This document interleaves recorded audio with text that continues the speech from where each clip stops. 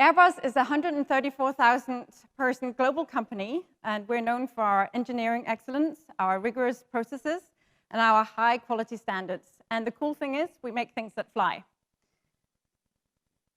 But at the heart, or at the core of our culture, lies an inherent tension. On the one hand, we have to take risks in order to innovate. And on the other hand, well, who really wants a plane maker to take risks, right? So what I've learned in the Silicon Valley style innovation is that it's all about taking risks. It's all about breaking the rules. Even though we are very proud of our heritage, we have to change. We can no longer just rely on engineering processes and expertise alone. We have to embrace the exponential technologies, the new disruptive business models that are coming out of the Silicon Valley, and that are changing the ways that we're working, living, and playing in the future. So we had to be there.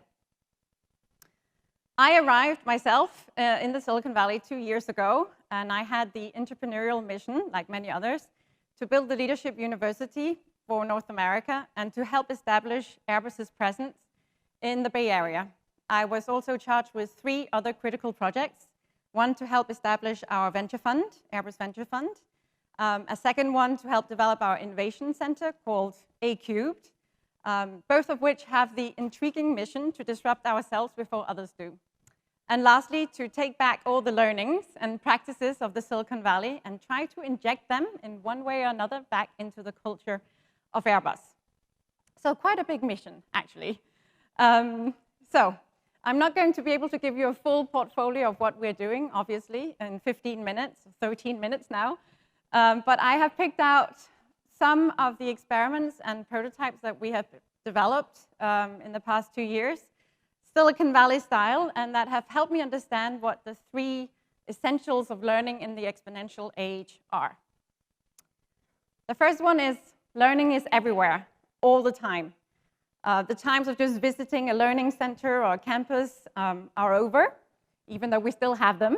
It's simply too static of a model for our ever-changing marketplaces in which big companies like ours are struggling to keep up with new technologies and disruptive business models.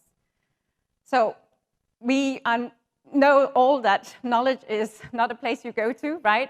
Learning is software, it's not hardware, and it surrounds us 24 hours 7. So we decided in North America to go for a pop-up strategy, whereas in Europe, we have main campuses still, main beautiful campuses in Toulouse, France, and around Europe, and also in China. Here in North America, we pop up whenever there is a need, either physically or virtually. We have sites all over North America, from Silicon Valley to Alabama, to Dallas, Washington, D.C., and soon in Canada as well.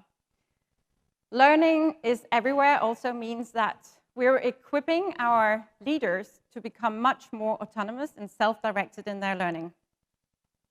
We have created do-it-yourself guides for our leaders to take on their own development activities and develop themselves all by themselves. That was double saying. We have created a smart application, so an app that they can actually use for designing their own workshops and development activities.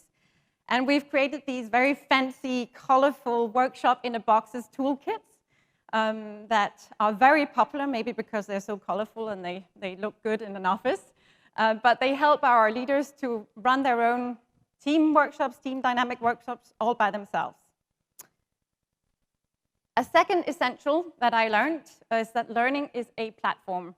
So we know that 4 out of the 6 most valuable companies in the world by market cap are digital platforms. It's probably the Silicon Valley's greatest innovation, the platform. And we know also that it's directly linked, of course, to the power of ecosystems. So we started ourselves to look at ourselves as a platform, as a transformation platform, and started to forge partnerships with public and private universities, experts, thought leaders, startups, companies, and so forth. The first partnership that we created was with the Innovation Partnership Program that some of you may know. This is a way for us to create the awareness inside the organization about everything that is happening in emerging technologies and how these technologies and business models are going to have an effect on our industry. It brings our leaders together with other big companies, and it exposes them to a new kind of mindset that we so desperately need to make our business evolve. Another partnership that we have forged just actually very recently is with Stanford's D Global program. So D standing for design. This is an online mini lesson program that we have attached to our digital leadership course. And it allows for our participants to take online, pushed through email, courses or lessons from Stanford in order for them to help practice, apply, and reflect on the skills needed for creating better teams. So they create their own e-leadership portfolio that they can revisit and all their recordings, and they can gain accreditation from Stanford, which of course is great for their own employability. So this is a research project that we launched a year ago. You probably know these kind of things. Beamers? Yes? You've seen them before? Yes. So we wanted to explore the use of this telepresence device in remote leadership situations, whether it would be able to create more proximity and trust in, as I said, remote leadership situations. So we asked leaders for 3 months to use these beamers in their board meetings, so beaming in a board meeting or even in their 101s. And this picture is taken from when we were sharing the results with everybody. We had 15 participants beam in the beam shop in the University Avenue in Palo Alto, and it was a kind of a surreal experience, especially for me and my colleague. We were the only ones with real legs. And it really was very, very strange.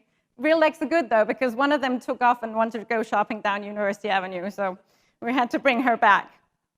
It was a fun experience.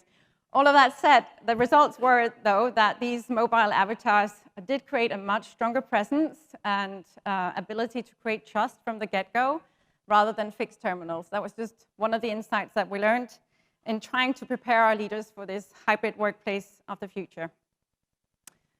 Another example is a project we launched to create an augmented reality learning platform with Singularity University. So they helped us design it, and we developed it in our holographic academy. And we're now using it to welcome or to onboard all our newcomers in Airbus and get them to understand and know Airbus better from the get-go. So a third essential is that learning drives culture change. When I arrived in the Silicon Valley, again, I quickly realized that our dispersed set of businesses, we have lots of divisions and subsidiaries across North America, almost 5,000 people. They were not connected to each other. They were connected back to the mothership in Europe. And it had created this strange form of a culture of silos. Even at the highest level of our organization, the executives sometimes didn't even know each other.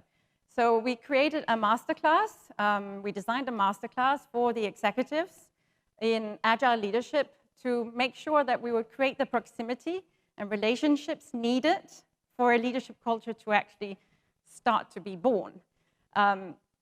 So I think this shows us the benefit of what we're doing. We're all of us here in the room. We're creating those relationships, nurturing those relationships that perhaps would otherwise not exist, and making sure that there is a proximity amongst our people. If we don't have that, then we don't have trust, and trust is an imperative, of course, in a company culture where our employees need to be able to take risks and speak up, collaborate, and innovate. That was also the premise of a big initiative that we have launched this summer called Dream Big. This is my baby. We have been inspired by the thinking big of the Silicon Valley, and also of the belief in the wisdom of the crowds. In this case, the wisdom of our own crowds, our own employees.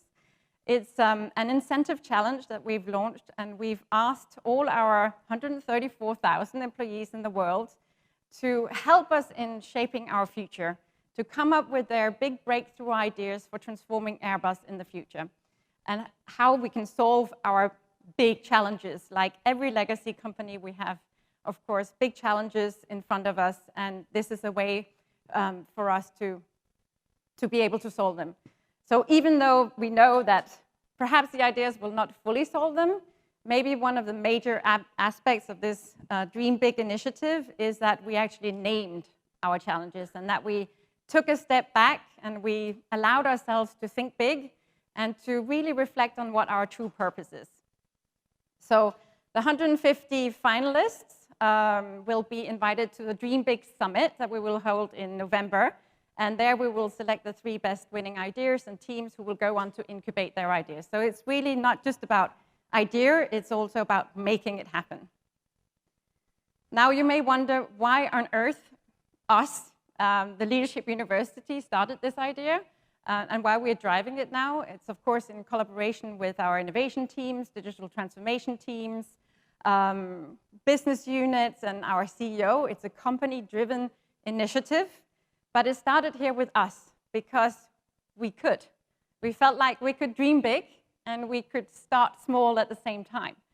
So when we actually got to describe the challenges, we gathered a small group of people, interdisciplinary teams, and within 2 hours, we had come up with the 5 big challenges for Airbus. It's something we'd never done before. So you probably know this saying, never doubt that a small group of thoughtful, committed citizens can change the world. Indeed, it's the only thing that ever has. Likewise, I believe that we should never underestimate the power of a small group of committed employees to change our organizations and make it happen. All that said, it took still a year for us to launch Dream Big, partly because of long decision-making processes, but also because I got the usual, yeah, great idea, Louise, but not the right timing, no budget, we can't do it now. We didn't have the yes and inside our organization yet. We have still the yes but. So that's a big challenge for us. We have to start to really shake our organization and come out of this comfort zone that we're in.